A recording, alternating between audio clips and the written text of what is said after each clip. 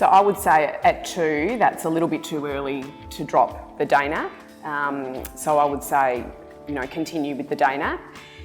In terms of it being, closely related to having a new baby, I would keep going with your normal, regular routine as much as possible. I think when, there's a new arrival or things are changing, if you can keep things as normal and familiar and routine as possible. And maybe also look at the timing of the day nap. Yeah. So maybe it means that the timing might need to be shifted a little bit later. If the toddler's taking a while to go off to sleep, it may just mean that the timing of that day nap now is a little bit too early, and so maybe look at shifting the time. But I agree with Steph, absolutely.